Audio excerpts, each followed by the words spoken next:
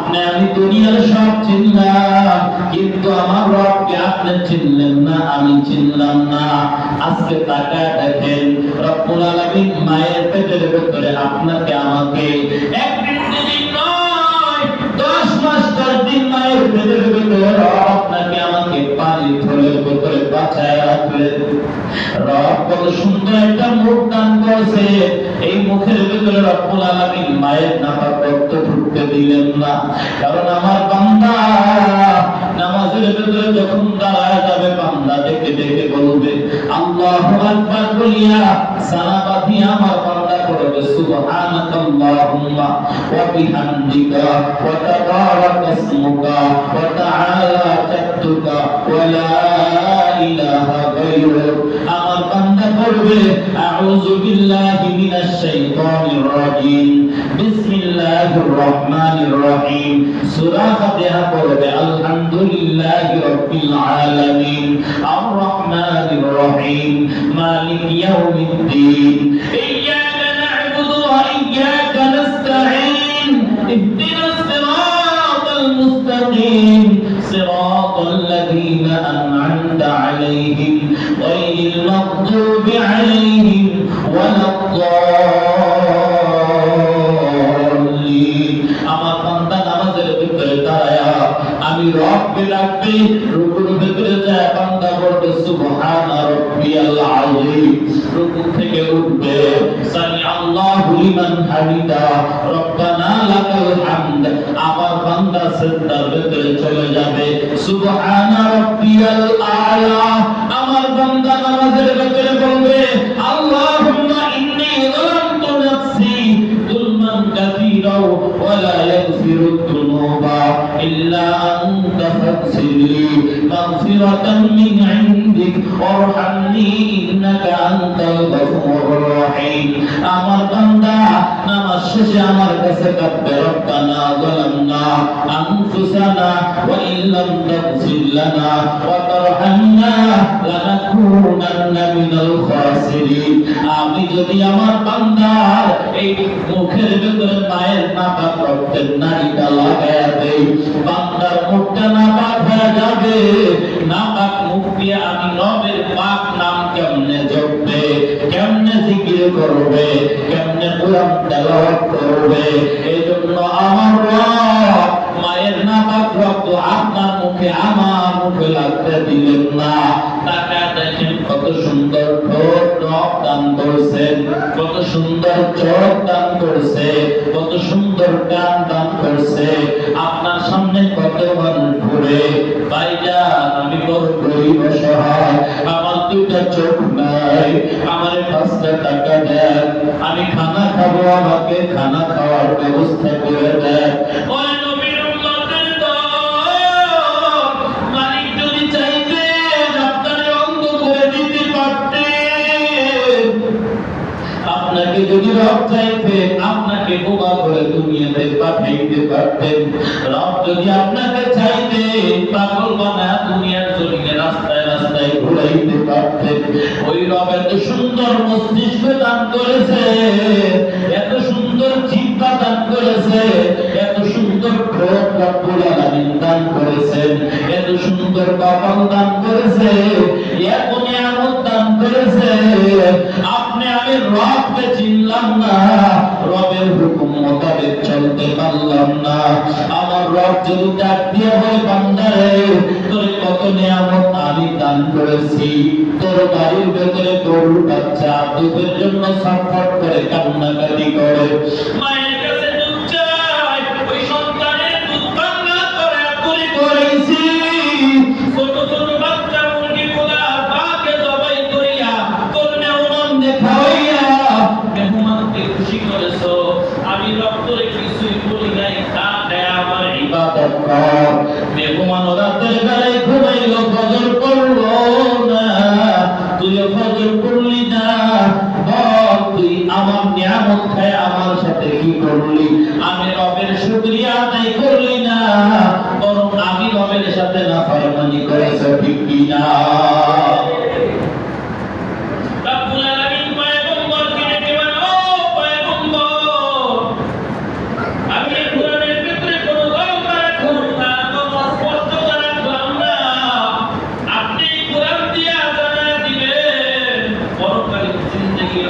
অবস্থাটা কেমন হবে আপনি জানায় দিবেন। পয়গম্বর দুনিয়ার জিন্দেগি শুরু আছে শেষও আছে, দুনিয়ার জিন্দেগি একদিন না হয় একদিন শেষ হয়ে যাবে।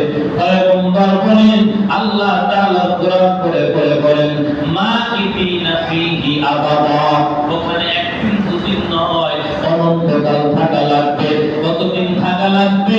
পয়গম্বর বলে পুরো পৃথিবীটাকে যদি একটা কোটা বানানো হয়, একটা ঘর বানানো হয়, আর এর ভেতরে যদি শুধু সরিষা রাখা হয়, আর একটা কবুতরকে যদি বলা হয় 500 বছর পর এখান থেকে একটা দানা নিয়ে চলে যাইবা, আবার 500 বছর পর আর একটা দানা এখান থেকে নিবা, 1000 বছরে 2টা সরিষা যাবে। যাইতে যাইতে যাইতে যাইতে সাত আসমানের উপরে, আসমানের নিচে জমিনের উপরে যত সরিষা রাখা ছিল সব শেষ হয়ে যাবে, কিন্তু হাসরের জিন্দেগি শুরু হবে আর শেষ হবে না। এই নবীর উম্মতের দল এই হাসরের ময়দানে আপনাকে আমাকে রব হাজিরা দেওয়ার জন্য হাজির করবে। রবের দরবারে আপনি আমি সব সকলে উপস্থিত হয়ে যাব, সকলে হাজির হয়ে যাব। রব্বুল আলামিন বলেন পয়গম্বর শুনেন, এই যে তারা বলে রবের যে সন্তান আছে মা লাহুম বিহি মিন ইলমিন ওয়ালা লিআবাইহিম কাবুরাত কালিমাতান তাখরুজু মিন আফওয়াহিহিম ইয়াকুলুনা ইল্লা কাযিবা। রব্বুল আলামিন বলেন এটা কথা, কত বড় খারাপ কথা, অন্যায় কথা। এই যে কথা তারা বলে রবের সন্তান আছে, এর কোনো দলিল তাদের কাছে নাই, তাদের কাছে এর কোনো যুক্তি নাই, তাদের কাছে কোনো প্রমাণ নাই, এমনকি তাদের পূর্বপুরুষদের কাছে ওদের কোনো দলিলও ছিল না, কোনো ভিত্তিও ছিল না, ঠিক কিনা? মানুষ অনেক সময় বলে যুক্তির খাতিরে, তর্কের খাতিরে অনেক কিছু বলে, কিন্তু হিন্দু ভাইদের কাছে জিজ্ঞাসা করবে ওরা বলতে পারবে না। এই মনসা দেবী নামকে দেখেছে, শিবরা দেবী নামকে দেখেছে, বলতে পারবে না, বলে আমাদের মুরব্বীরা বলে গেছে।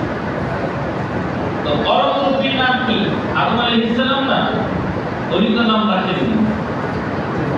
শেষ জামানার বড় মুরব্বী মুহাম্মদুর রাসূলুল্লাহ, উনি শুধু শেষ জামানার না, উনি সব জামানার মুরব্বী। আল্লাহু আকবার। পয়গম্বরকে রব্বুল আলামিন বলে শুনেন, ওরা ওদের জবান দিয়ে যা বলবে বলুক, কিন্তু আপনি ওদের ব্যাপারে চিন্তা করতে করতে করতে করতে নিজের শেষ করে দিবেন না, নিজের জীবনকে বিসর্জন দিয়ে দিবেন না। আপনার যে ভাব فَلَعَلَّكَ بَاخِعٌ نَفْسَكَ عَلَى آثَارِهِمْ إِن لَّمْ يُؤْمِنُوا بِهَذَا الْحَدِيثِ أَسَفًا إِنَّا جَعَلْنَا مَا عَلَى الْأَرْضِ زِينَةً لَّهَا لِنَبْلُوَهُمْ أَيُّهُمْ أَحْسَنُ عَمَلًا।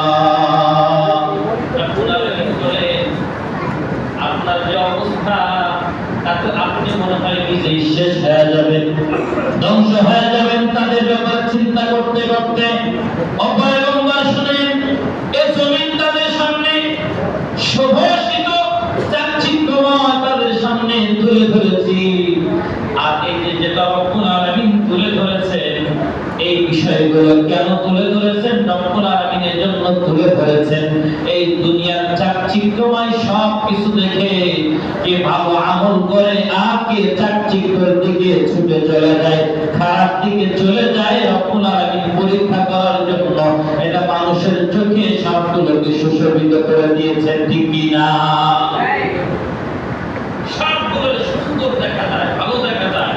এই ভালোর পেছনে দৌড়ায় নাকি নিজের আমলকে পরিশুদ্ধ করতে চায়, এটা রব্বুল আলামিন বুঝাতে চান, রব্বুল আলামিন দেখতে চান যে কে ভালো আমল করে আর কে খারাপ আমল করে। আর রব্বুল আলামিন দুনিয়াতে আপনাকে আমাকে পাঠিয়েছেন পরীক্ষা দেওয়ার জন্য। পরীক্ষার হলের ভেতরে প্রশ্ন আসছে যে এই দেশ স্বাধীন হয়ে হয়েছে কত সালে? একজন লিখছে 1971 সালে, আরেকজন লিখছে 72 সাল, আরেকজন লিখছে 73 সাল। এরকম এক একজন এক এক প্রশ্ন, একই প্রশ্নের উত্তর দিয়েছে। কিন্তু যিনি পরীক্ষা হলে থাকে, পরীক্ষক থাকে, যিনি ডিউটিতে থাকে, সে কি বলে নাকি যে তোমরা ভুলেছি বলে নাকি? বলে না। কারণ কি? যদি বলে যায় তাহলে আর পরীক্ষা থাকে না। রব্বুল আলামিন বলেন লিনাবলুয়াকুম আইয়ুকুম আহসানু আমালা, আমি দেখতে চাই, আমি পরীক্ষা করতে চাই কে ভালো আমল করে, কে খারাপ আমল করে। পয়গম্বর রব্বুল আলামিন বলেন, পয়গম্বর আপনি শুনেন, আপনি জেনে রাখেন, যে যত বড় অহমিকা করে, দাম্ভিকতা দেখায়, আমি রব্বুল আলামিন সবগুলোকে আবার জমিনের সাথে মিশায়া দিব।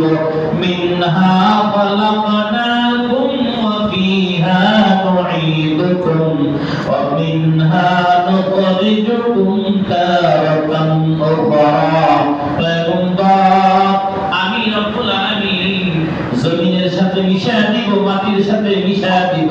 রব্বুল আলামিন কথা বলে দেন, আমি তাদেরকে মাটি থেকে সৃষ্টি করেছি, আবার তাদেরকে মাটির সাথে মিশিয়ে দেওয়া হবে, আবার হাসরের ময়দানে এই মাটি থেকে তাদেরকে উঠানো হবে। রশিদ আহমদ দেবপুরী রাহমাতুল্লাহ আলাইহি খানকায় অনেক মানুষের সমাগম, কত মানুষের যেত। একবার এক মজলিসের ভেতরে মানুষ পানি পান করতেছে, মাঝে মাঝে ওই পানি পান করে, পানির ভেতরে মিষ্টতা পাওয়া যায়, মাঝে মাঝে পানির ভেতরে তিক্ততা পাওয়া যায়। অবাক হয়ে গেল, একই পানি একবার চুমুক দিলে মিষ্টি মনে হয়, আর একবার তিতা মনে হয়, কারণটা কি? এক যুবক ছিল আল্লাহ তাআলার বড় আশিক, দুই রাকাত নামাজ পড়ে চোখ বন্ধ করে রবের সাথে মুলাকাত করলেন। রব তাকে কাশফের মাধ্যমে জানা দিলেন, এই যে পানির পাত্রে পানি পান করা হয়, এই পাত্রটা একটা কবরের মাটি দিয়ে বানানো হয়েছে। এই মাটি একজন মৃত ব্যক্তির গায়ের চামড়া গোশত পচে মাটি হয়ে গেছে, সেটা দিয়ে বানানো হয়েছে একটা পাত্র, শুকানো হয়েছে, আবার এটাকে পোড়ানো হয়েছে, সুন্দর কালার দেওয়া হয়েছে, কিন্তু সিজ্জিন নামক স্থানে তাকে আযাব দেওয়া হচ্ছে। আর আযাবের একটা আসর এই মাটির উপরে পড়তেছে। ওই মাটি যেহেতু একটা পাত্র হয়েছে, ওই পাত্রে যখন আসর পড়তেছে, সাথে সাথে সুন্দর মিষ্ট পানিটা পর্যন্ত দিতে হয়ে যাচ্ছে। কি অবস্থা! কবরের আযাব তাহলে কতটা ভয়ঙ্কর হতে পারে। রব্বুল আলামিন বলেন, এই মাটির সাথে তোমাদেরকে মিশায়া দিব, আবার এই মাটির থেকে তোমাদেরকে উঠানো হবে। পয়গম্বর সাল্লাল্লাহু আলাইহি ওয়াসাল্লাম এক সাহাবীকে দাফন করলেন, নিজে জানা যায় শরীক, মাটিও দিয়েছেন কবরের উপরে। নবী করিম সাল্লাল্লাহু আলাইহি ওয়াসাল্লাম দেখেন কবরের মাটি, দুই পাশের মাটি এক জায়গায় হয়ে যাচ্ছে, সাহাবীকে গ্রাস করে ফেলার জন্য, চাপ দেওয়ার জন্য নবীর সাথে সাথে আল্লাহু আকবার বলে চিৎকার করে উঠছে। সাহাবায়ে কেরাম আল্লাহু আকবার বলে চিৎকার করে উঠেছে। কিছুক্ষণ পর দেখা গেল কবরের মাটি, পয়গম্বরের এই আওয়াজ শুনে, সাহাবাদের আওয়াজ শুনে কবরের মাটি আবার দূরে সরে গেল। পয়গম্বর বলে সুবহানাল্লাহ বললেন, সাহাবায়ে কেরাম সুবহানাল্লাহ। কি মনে করছেন, কি ভাবছেন? আপনার আমার কবরে এমনটা হবে না। নিশ্চিত কেমনে হলেন? যদি নিশ্চিত নাই হন, তাহলে রবের আদেশ থেকে এত দূরে কেন? রব যেটাকে নিষেধ করছে সেটাকে আঁকড়ে ধরলেন কেন? রব্বুল আলামিন বলেন, সব কিছুকে আমি কি করবো? মিশায়া দিব, মাটি করে ফেলবো। রব্বুল আলামিন বলেন, পয়গম্বর আপনি কি জানেন সেই গুহাবাসীদের কথা? তারা কারা? أم حسبت أن أصحاب الكهف والرقيم كانوا من آياتنا عجبا আপনি কি জানেন ওই গুহা অধিবাসীদের কথা আর রকিম আসহাবে রকিমের কথা আপনি কি জানেন? আর গুহার ভিতরে যে যুবকেরা ছিল তাদের কি জানেন? এই দুই যুবকদের ঘটনা আপনি কি জানেন নাকি? এটা ছিল আমি রবের পক্ষ থেকে একটা নিদর্শন। সুবহানাল্লাহ, সুবহানাল্লাহ। রবের পক্ষ থেকে কি ছিল? নিদর্শন ছিল। আসহাবে রকিম তিন যুবক, আপনারা আগেও শুনেছেন, তিন যুবক তারা ঝড় থেকে বাঁচার জন্য এক গুহার ভিতরে আশ্রয় নিয়েছিল। কোথায়? গুহার ভিতরে আশ্রয় নিয়েছিল, কিন্তু ঘটনাক্রমে একটা পাথর এসে গুহার মুখে পড়ে আর গুহাটা আটকে যায়। সে পাথর তারা ঠেলে ঠেলে সরাইতে পারছিল না, দৌড় করতে পারছিল না। তারা তিনজনে বললেন, এই পাথর যেহেতু আমরা সরাতে পারবো না, সেহেতু আমরা এখানেই মরে যাবো, পচে গেলে শেষ হয়ে যাবো। তো যদি বাঁচতে চাই তাহলে একটা কাজ করা দরকার। কি? গায়ে মনে বাকি কাকে ডাকা দরকার? আর যদি বলেন ডাকি, আল্লাহকে ডাকা দরকার। আল্লাহ তাআলাকে ডাকলে কি হবে? বলে তিনি আমাদের উপর দয়া করবেন, তিনি আমাদের উপর মায়া করবেন, মেহেরবানি করে এই পাথর হয়তো সরাইয়া দিবেন। তো ওনারা একজন ডাকা শুরু করলেন, আমার চাচাতো বোন বড় সুন্দরী রূপসী মহিষী মেয়ে, কোনোভাবে তারা রাজি করতে পারি না, আমার সাথে রং ডেটে যেতে চায় না, আমার সাথে একান্ত সময় দিতে চায় না। রব্বুল আলামিন এক পর্যায়ে রাজি হয়ে গেল। আমার চাচাতো বোন, আমি তার সাথে আমার মনের চাহিদা পূরণ করব, আমার কামনা বাসনা আমি পূর্ণ করব। এমন সময় আমার চাচাতো বোন আমাকে ডেকে বললেন, ও ভাই, তুমি আল্লাহরে ভয় করো, তুমি আমার সতীত্ব নষ্ট করতেছ। দুনিয়ার জমিনে কেউ দেখেন না, একজন দেখেন, তিনার চোখ ফাঁকি দেওয়ার সুযোগ নাই। ফাআইনা মা তুওয়াল্লু ফাতাম্মা ওয়াজহুল্লাহ। রব্বুল আলামিন নিজেই বলেন, বান্দা বান্দি তুমি যেদিকেই ঘোরাও ওদিকেই আমি রব আছি, আমার ফাঁকি দেওয়ার সুযোগ নাই। চিল্লায়া বলেন আল্লাহু আকবার। রব্বুল আলামিন আমার চাচাতো বোনের কথা শুনিয়া আমি আর দেরি করলাম না, তাওবা করিয়া ফিরিয়ে আসলাম। যদি এটা আপনার কাছে পছন্দের হয়, আপনি পাথরটা সরায় দেন, আমরা যেন বের হয়ে চলে যেতে পারি। পাথরটা সরে গেল ঠিক, কিন্তু তাদের বের হওয়ার পথ আর হলো না। আর একজন ডাকা শুরু করলো, আল্লাহ, আমার বাড়ি একজন লোক ছিল, এই লোকটা আমার বাড়ি থাকতো, ছাগলের রাখাল ছিল, ছাগল লালন পালন করত। সে আমার কাছে ছাগল পাবে একটা, ওই ছাগলের থেকে অনেকগুলো ছাগল হয়েছে, তার থেকে বড় ছাগলের কাল হয়ে গেছে। অনেকদিন পরে ভাই ফিরিয়ে আসছে, আমি আপনাকে ভয় করিয়া তার সম্পদ তার হাতে বুঝিয়ে দিয়েছি। আপনার কাছে যদি আমলটা পছন্দের হয়, আপনি পাথরটা সরায় দেন, আমাদের যেন রাস্তার ব্যবস্থা হয়ে যায়।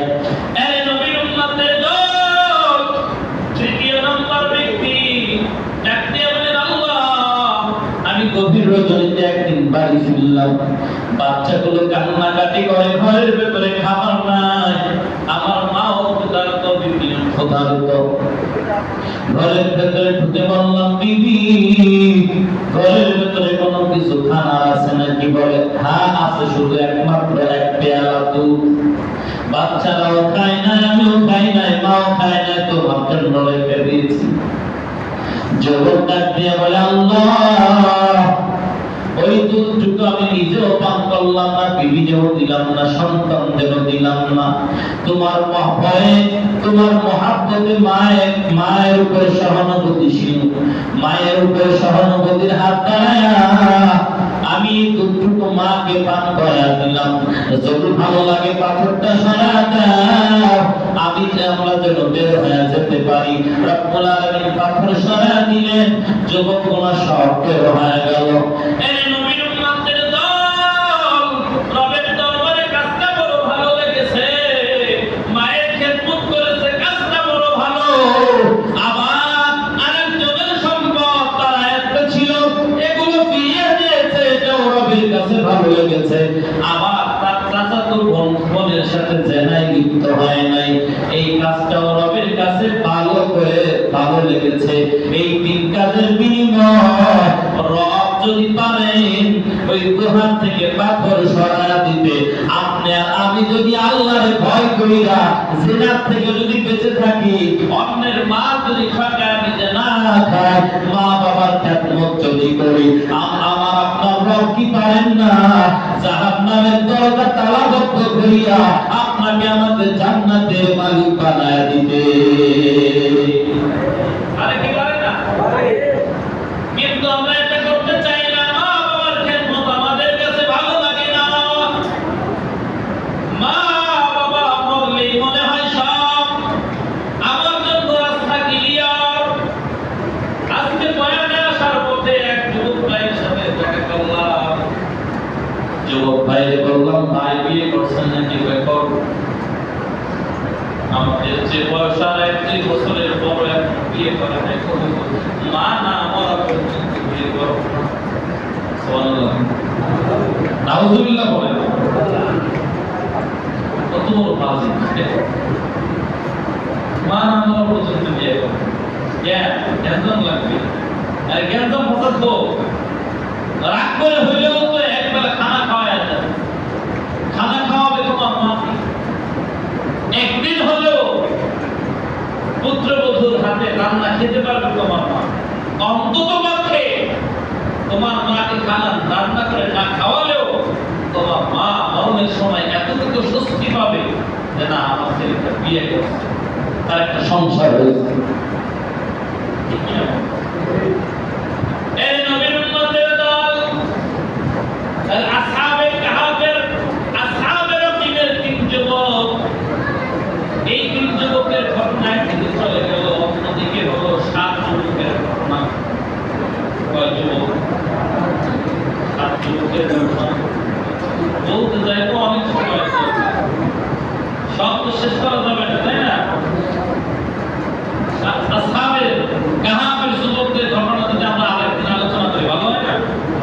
হ্যাঁ, কি বলেন আপনারা? অল্প অল্প। এই আসহাবে কাহাফের যুবকেরা তারা ছিল পাক্কা ঈমানদার। সুবহানাল্লাহ বলেন। ঈমান বড় মজবুত ছিল।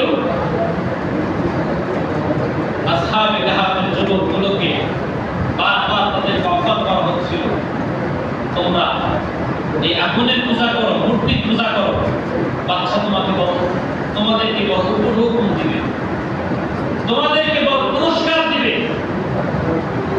কিন্তু তারা কোনোভাবেই মূর্তি পূজাও করলো না, আগুনের সামনে গিয়েও শ্রদ্ধা দিল না।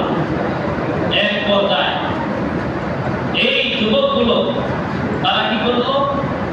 হিজরতের পথ বেছে নিল। সুবহানাল্লাহ করে। কিসের পথ? হিজরত। যারা করেছে হিজরত তারা পেয়েছে বরকত, যারা করেছে নুসরত তারাও পেয়েছে বরকত। সুবহানাল্লাহ। হিজরতের ভিতরে বরকত আছে না নাই? আল্লাহ তাআলা বরকত দান করেছে। যুবক তারা কোনোভাবেই তাদের দিন থেকে দূরে যেতে চায় না। এক পর্যায়ে তারা হিজরতের পথ বেছে নিল। হিজরতের পথ যখন বেছে নিল,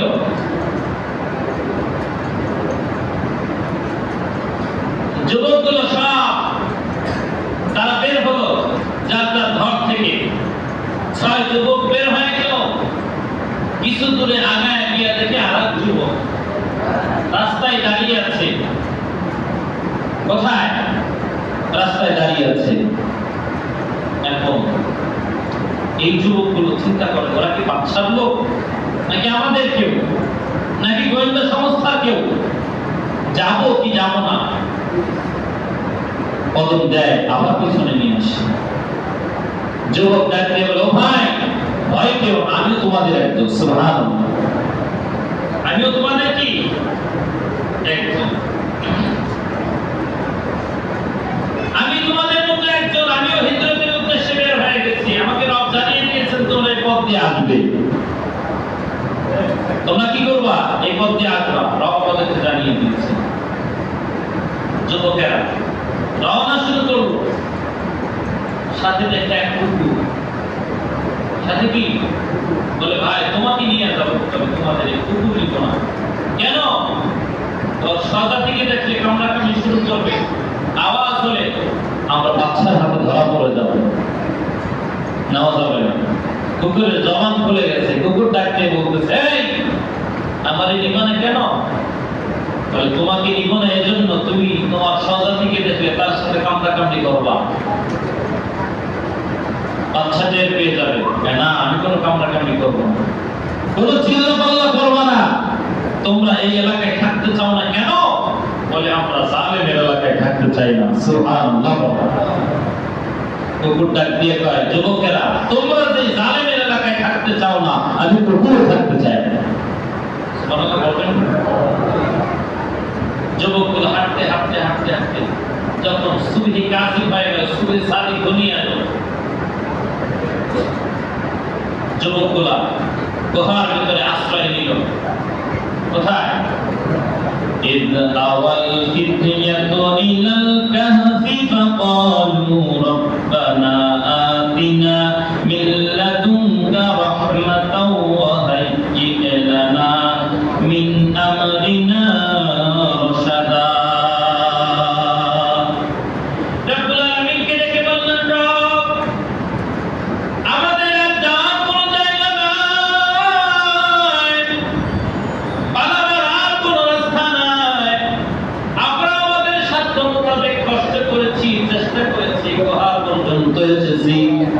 গুহার ভিতরে আশ্রয় নিয়েছি, আপনি দয়া করে মায়া করে আপনি আমাদেরকে আপনার দয়ার চাদর দ্বারা, মায়ার চাদর দ্বারা আপনি আমাদেরকে ফিরিয়ে নেন, আর আপনি আমাদেরকে সুন্দর পথ দেখান, সুষ্ঠুভাবে আমাদের কাজ আমরা যেন আঞ্জাম দিতে পারি, আপনি তৌফিক দান করে দেন। চিল্লায়ে পড়েন আল্লাহু আকবার।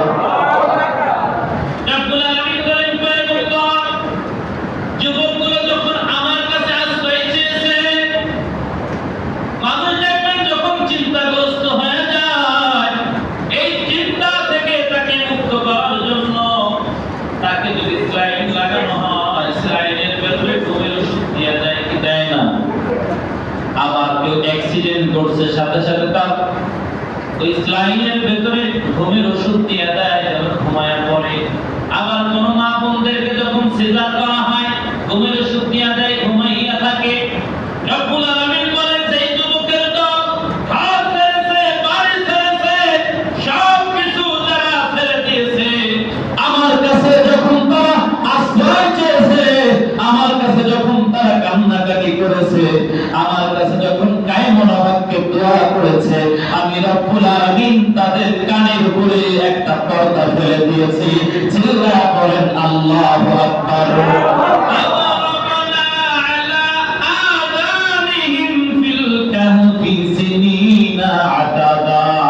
রব্বুল আলামিন বলে, আমি তাদেরকে একদিন দুদিন নয়, আমি রব্বুল আলামিন তাদেরকে বছরের পর বছর, এক বছর দুই বছর তাই নয়, রব্বুল আলামিন বলে আমি তাদেরকে 309 বছর পর্যন্ত একটানা ঘুম পাড়ায় রেখেছি। চিল্লায়া বলেন আল্লাহু আকবার। কয় বছর? 309 বছর মিয়া। কত? 309 বছর পর্যন্ত ঘুম পড়ায় রাখছেন। রব্বুল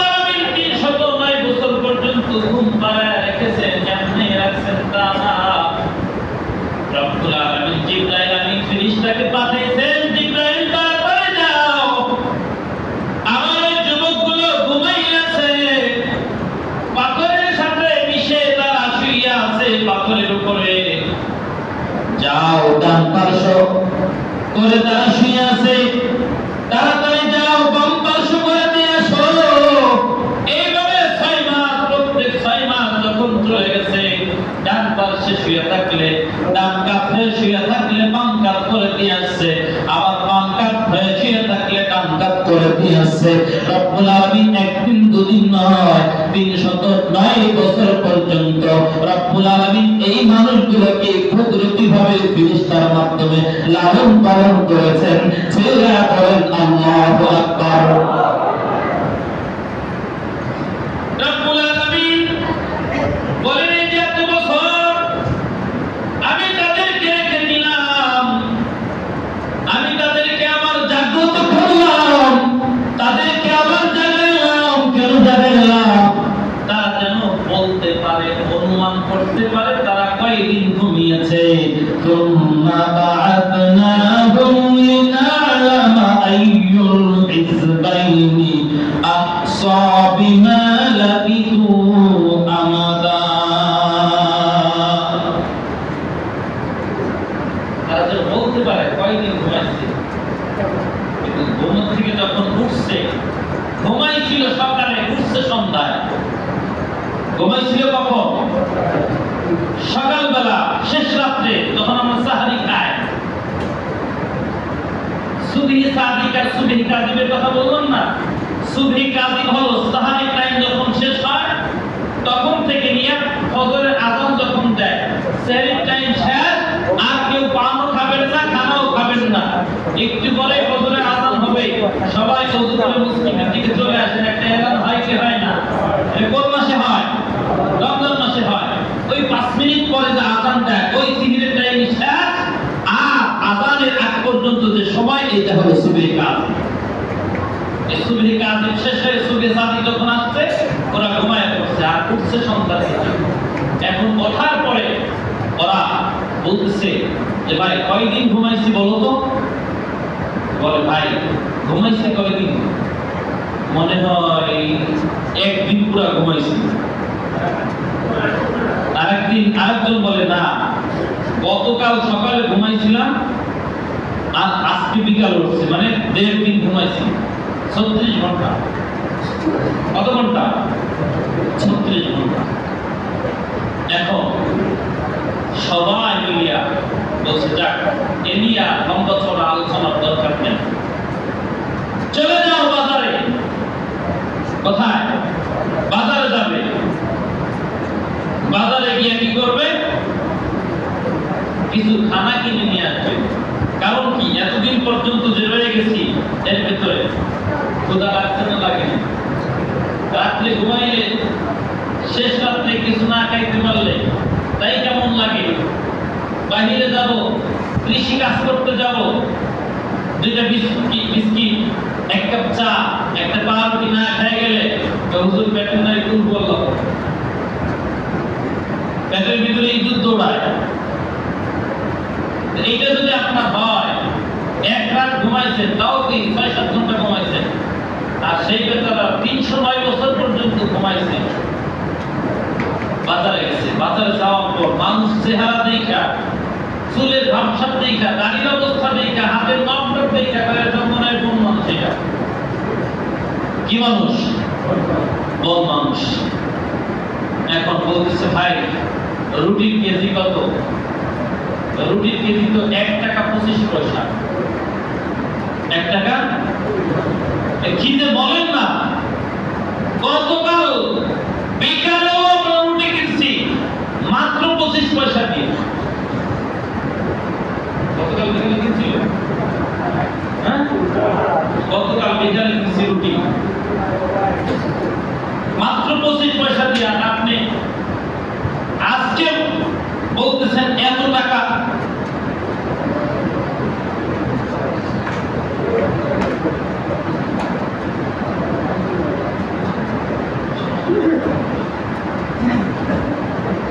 তো যাই হোক, এখন বলছে যে ঠিক আছে, আর সাথীরা 6 জন বলে দিয়েছিল যে বাজারে যে কোনো জ্ঞান করা হবে না, কারণ আমরা তো এমনিই তো আসামি, জ্ঞান বাজার তৈরি হলে সমস্যা হবে। তো যুবক রুটি নিচ্ছে, নেওয়ার পরে আবার টাকা দিচ্ছে। কত বছর আগে? 309 বছর আগের টাকা। এই সময়ে যদি আমরা একজন মানুষ এক বস্তা 5 পয়সা নিয়ে আসে,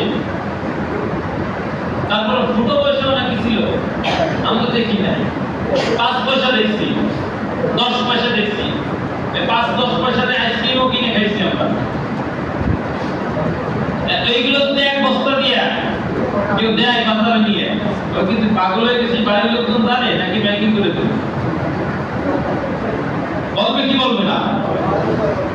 এবার ওই যুবক যখন টাকা দিচ্ছে, ভাই একটি কোনো মাটি কলসিতে কোথায় পুঁতে রাখছিল সেই মাটি টাকা?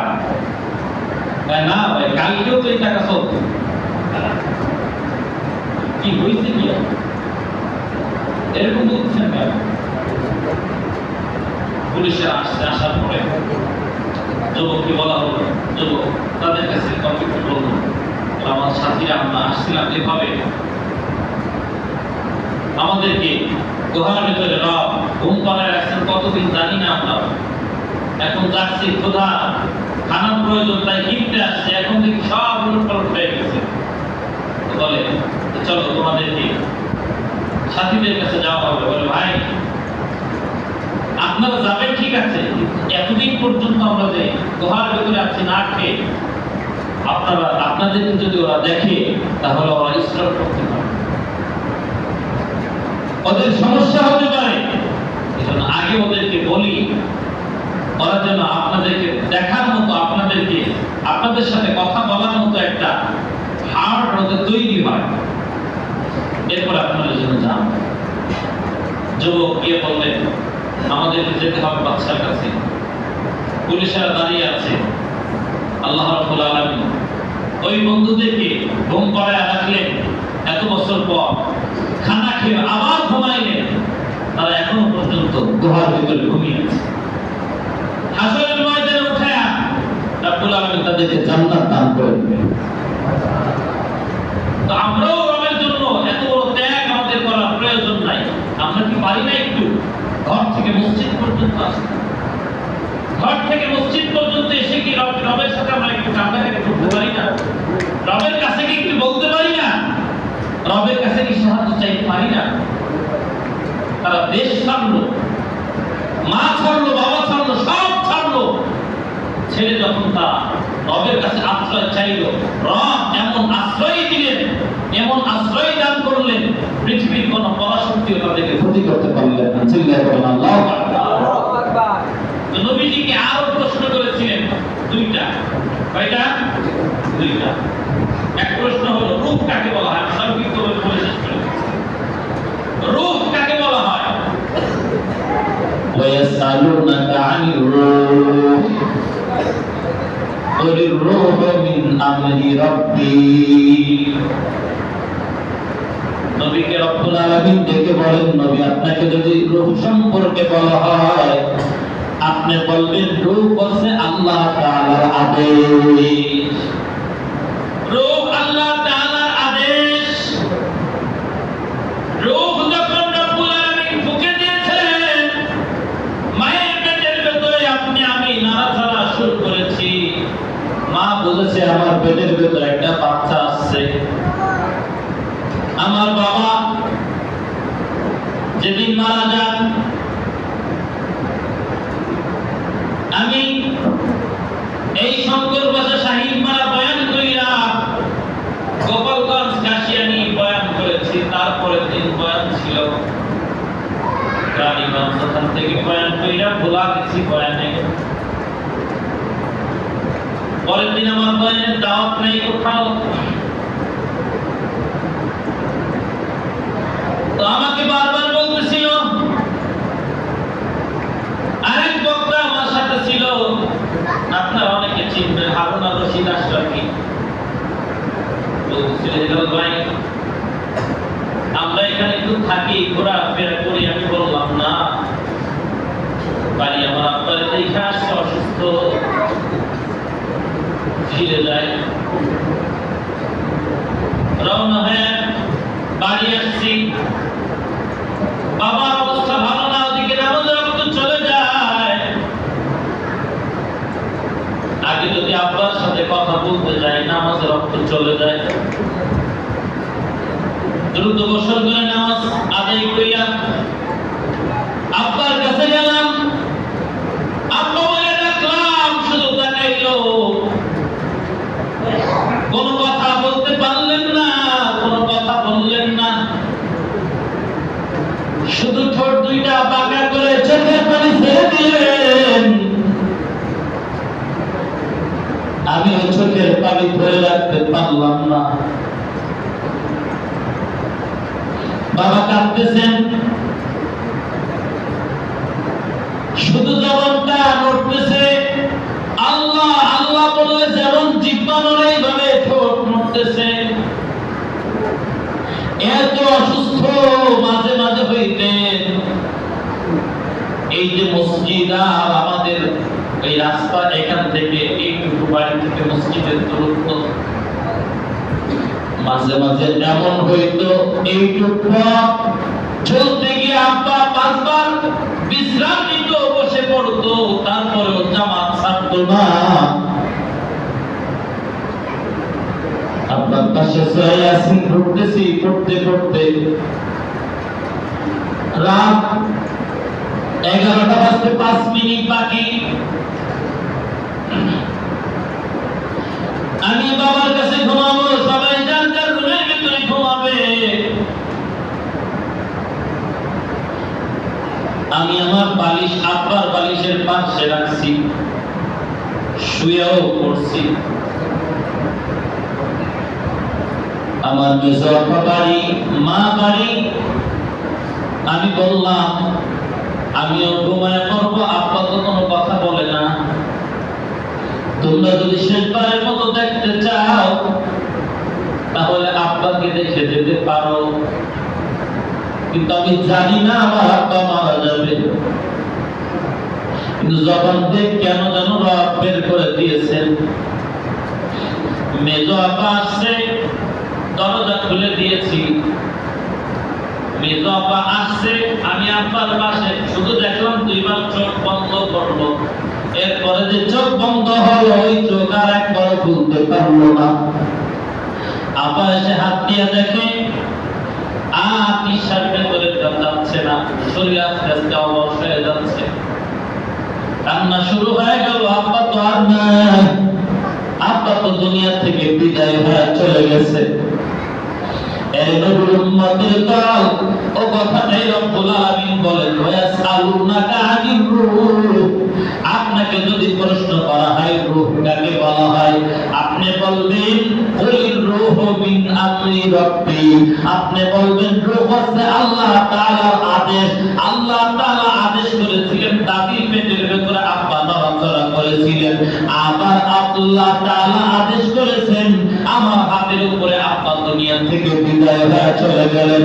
এই নবীর উম্মতের দল, এই দুনিয়ার জমিন থেকে আপনিও বিদায় হয়ে চলে যাবেন, আমিও বিদায় হয়ে চলে যাব। না আপনি থাকতে পারবেন, না আমি পারবো। আপনার মরণের পর আপনাকেও 3টা কাফনের কাপড় দেওয়া হবে, আমাকেও 3টা টুকরা কাফনের কাপড় দেওয়া হবে। মিষ্টি প্যাকেট করিয়া মানুষ শ্বশুর বাড়ি নিয়ে যায়, বিয়ে বাড়ি নিয়ে যায়, জামাই বাড়ি যেমন নিয়ে যায়, আপনাকে আমাকে সাদা 3টা টুকরা কাফনের কাপড় দিয়া প্যাকেট করিয়া মাথার কাছে বাঁধন দিয়া, পায়ের কাছে বাঁধন দিয়া, কোমরে বাঁধন দিয়া কাপড় দেশে নামায়া রাখবে। আপনি আমি কত চিল্লাবো আর বলবো, ভাই আমাকে অন্ধকার কবরে ফেলে রেখে যেও না। ও আমার সন্তান, আমাকে অন্ধকার কবরে ফেলে রেখে চলে যেও না। সন্তান উঠিয়ে আসবে, আমার কবরে কাজ দিয়া চাটাই দিয়া মাটি দিয়া কবরটায় অন্ধকার বানায়া সন্তান চলে আসবে, ভাই চলে আসবে। অথচ এই সন্তানের জন্য বাজার থেকে অনেক সময় হাঁটিয়ে আসছি, জানি আসি নাই, কারণ আমার কাছে টাকা নাই, বর্তমাত্র 20 টাকা আছে। ওই 20 টাকা দিয়ে কাজে চলে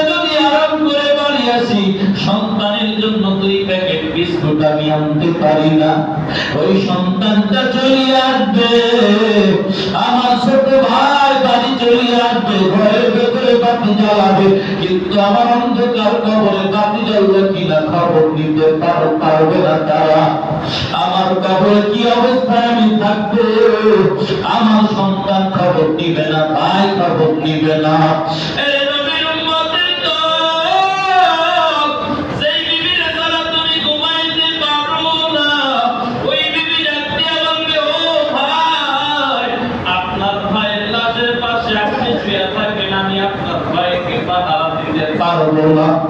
মসজিদের ইমাম সাহেবকে ডাক দেয়া বলবে, ইমাম সাহেব দ্রুত যান সিন্নারি মাদ্রাসায়, হাফেজ সাহেব মাদ্রাসায় পড়েন, ওই মাদ্রাসা থেকে কয়েকজন ছেলে আইনা কোরআন পড়ান, না হয় ঘরের ভেতরে থাকতে ভয় ভয় লাগে।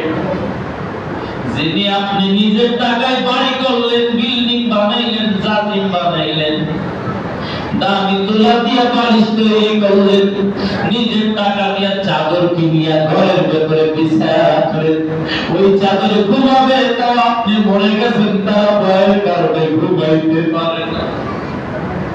কি আপন মনে করছে যেগুলো দুনিয়ার কিছু আপনার আমার আপন না, সব কিছু পেলে আমাকে আপনাকে অন্ধকার কবরে চলে যেতে হবে।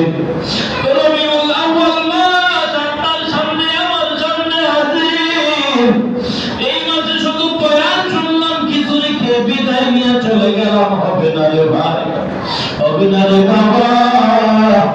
এই মাসে নবীজি আসছেন, আবার বিদায় নিয়ে চলে গেছেন। নবীজি কি রেখে গেছেন তা ধরো, নবীজি কিসের থেকে ফেরত দিয়ে থেকেছেন ওগুলোকে ছাড়িয়ে দাও।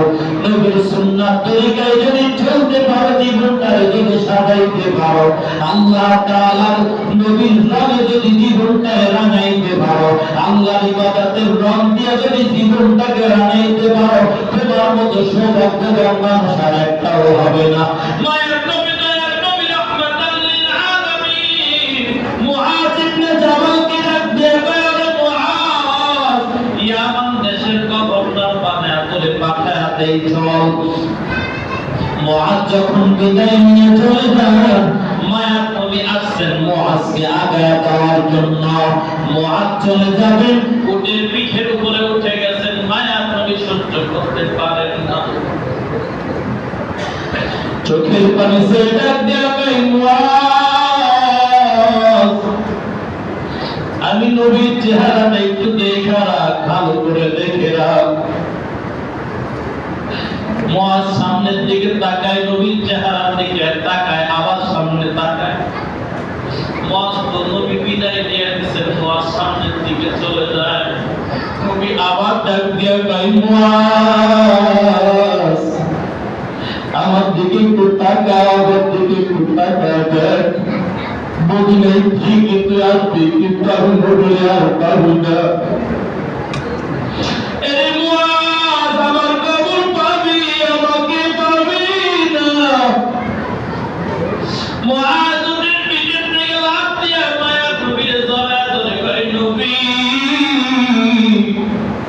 কত দূরে আপনি আমি মুআযকে পাঠায়া দিচ্ছেন আপনার কাছে না রাখিয়া।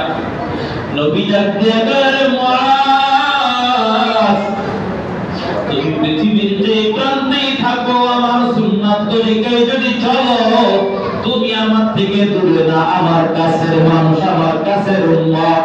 আর যদি তুমি মদিনায় বসবাস করো, আমি নবীর তরিকা না মানো, তুমি আমার কাছের না, তুমি আমার থেকে দূরে। তুমি আমার কত কাছে জানো, মান আহাব্বা সুন্নতি ফাকাদ আহাব্বানি ওয়া মান আহাব্বানি কানা মাই ফিল জান্নাহ। যে আমার সুন্নাত মানলো, সে আমি নবীরই মানলো, আর যে আমি নবীর মানলো, আল্লাহ রাব্বুল আলামিন যদি কবুল করে, আমি নবীর সাথে হাসরের ময়দানে সে জান্নাতি হয়ে যাবে। আরে নবীর উম্মতের দল ইমাম সাহেব কত বয়ান করে, তাবলীগের মুবাল্লিগরা কত বয়ান করে, কত ভাই তাবারুকের ব্যবস্থা করে, জুমার নামাজে তোমাকে পর্যন্ত পাওয়া যায় না, ফজরের নামাজে পাওয়া যায় না। তুমি আসো আর না আসো, তুমি ভালো করে স্মরণ করিয়া তুমি আসবা না ঠিকই, এই মসজিদের চার পায়া খাতা মসজিদের মুসল্লিরা একদিন তোমার সামনে হাজির হয়ে যাবে, ঠিক কিনা? এইখানে চলাবার আগে রবের কুদরতি কদমে সাজদা দেওয়া অভ্যাস করে নাও। সাদা কাপড়ের কাপড় গায়ে লাগার আগে লম্বা কাপড় গায়ে দেওয়া অভ্যাস করিয়া নাও। মাথা কাপড় দিয়ে মোড়ানোর আগে টুপি মাথায় দেওয়া অভ্যাস করিয়া নাও। জীবন যদি একবার চলিয়া যায় আর কোনদিন কিন্তু ফিরিয়ে আসে না। এই জন্য আমার ভাইরা এই যে সুন্দর আয়োজন করেছেন, সিরাত মাহফিলের আয়োজন করেছেন, এখন থেকে আমাদের কাজ হবে নবীজি আসছেন পেটে পাথর বাইন্ধা, নবীজি নামাজ পড়ছে না পড়ে নাই? নবীজি কি করছে? ক্ষুধার যন্ত্রণায় পেটের ভিতরে পাথর পর্যন্ত বাঁধছে।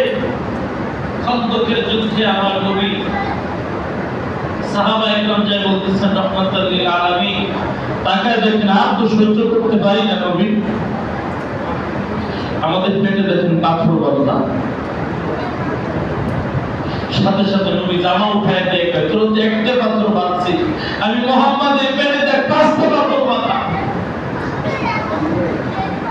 কষ্ট যে নবী করলেন, ওই নবী নামাজ ছাড়লেন না। আম্মা জান আয়েশা ডাক দিয়ে কয়, মায়া তুমি এত অসুস্থ, পা দিয়ে হাঁটতে পারছেন না। দুইজন সাহাবীর কাছে ভর করে মসজিদে যায়, জামাতে নামাজ পড়ছেন আমার মায়ার নবী, আর আমরা একটু অসুস্থ হলে নামাজ ছেড়ে দেয়। ও ভাই তাকায় দেখো তোমার সামনে কত কাঁচা দাড়িওয়ালা মানুষগুলোর দাড়িগুলো দেখো সব সাদা দেয়। তোমার সামনে দেখো সিমেন্টের 2 কেজি, 2 সিমেন্টের বস্তা মাথায় নিয়ে গেছে 100 কেজি। ওই মানুষটা দেখো এখন লাঠি ছাড়া হাঁটতে পারে।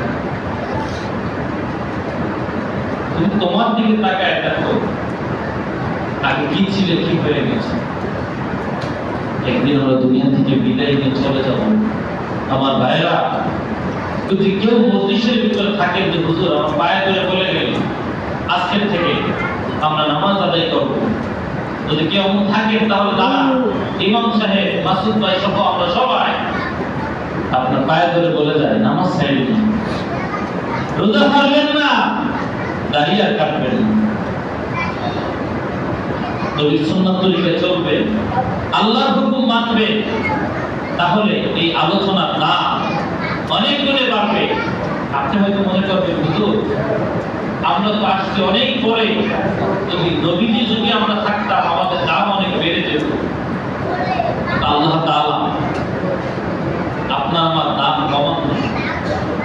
সে জামানায় ঈমানের দাম বেশি ছিল, রব্বুল আলামিন এই জামানার আমলের দাম বাড়ায় দিয়েছেন। আল্লাহু আকবার। সে জামানায় মানুষ নবীজি দেখে ঈমানের ব্যাটারি চার্জ হয়েছে 100%। আপনি যদি 1% চার্জ করতে পারেন, রব বলেন আমি 100% করে দেব। সে জামানার মানুষ দান করছে অনেক, আপনি এত দান করতে পারবেন না, আপনি অল্প করেন, রব অনেক সওয়াব দেবেন। সে জামানার মানুষ নবীকে দেখে দেখে অনেক আমল করেছে, আপনি পারবেন না, কিন্তু নবীর একটা সুন্নাতকে যদি আপনি জিন্দা করতে পারেন, রব আপনাকে 100 শহীদের মর্যাদা দান করবে, শহীদের সওয়াব আপনাকে রব্বুল আলামিন দান করবে। এজন্য আমার ভাইরা কে কে পারবেন আজকের থেকে আল্লাহ তাআলা যদি কবুল করেন 5 ওয়াক্ত নামাজ সঠিকভাবে আদায় করবেন, কে কে পারবেন হাত তুলে আল্লাহ দেখান। আল্লাহ আমাদের সবাইকে 5 ওয়াক্ত নামাজের জন্য কবুল করেন। রব আমাদের সবাইকে আপনি নবীর সুন্নাত দাঁড়িয়ে রাখার তৌফিক দান করেন। আমাদের মা বোনেরা হাত তুলে তাদেরকে নামাজের জন্য কবুল করেন। রব্বুল আলামিন মা বোনদের পর্দায় থাকার জন্য আপনি কবুল করেন, আমাদের দেখার জন্য কবুল করেন। আমিন। ও মদিনা তুমি কত ভাগ্যবান,